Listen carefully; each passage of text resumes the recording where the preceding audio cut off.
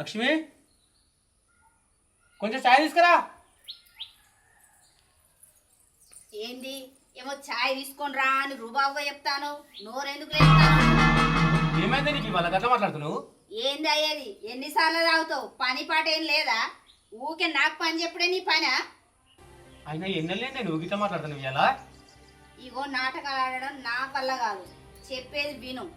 ఇన్ని రోజులు నిన్ను పెళ్లి చేసుకున్నది ఏదో నైన్ ఇష్టపడి కాదు, నీ వెనకాలన్న ఆస్తిని చూసి. ఏంటి? పెళ్లి చేసుకుంది నన్ను ఇష్టపడి కాదా? కాదు, నా ఆస్తి కోసమా? అవును, ఇప్పుడు చెప్పేది నిజం, పచ్చి నిజం. విను చెవులారా.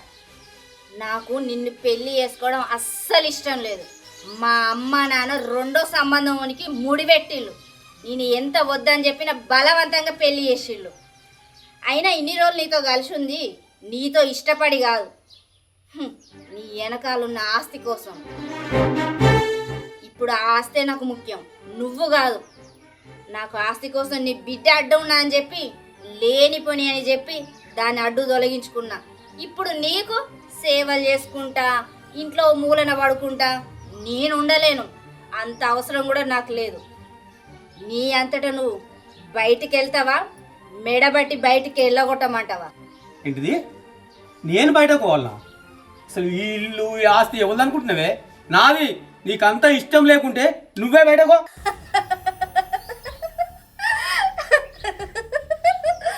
పిచ్చోడా, ఏమన్నావు? నీ ఇల్లు నీ ఆస్తా ఎక్కడుంది? ఎప్పుడో నా పేరున రాయించుకున్నా, నీ సంతకాలు కూడా పెట్టించుకున్నా. ఇక నీతో పని లేదు.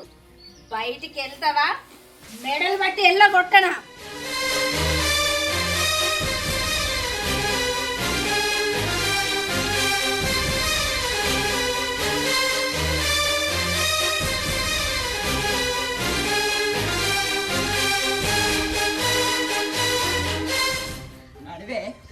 నడు నడు.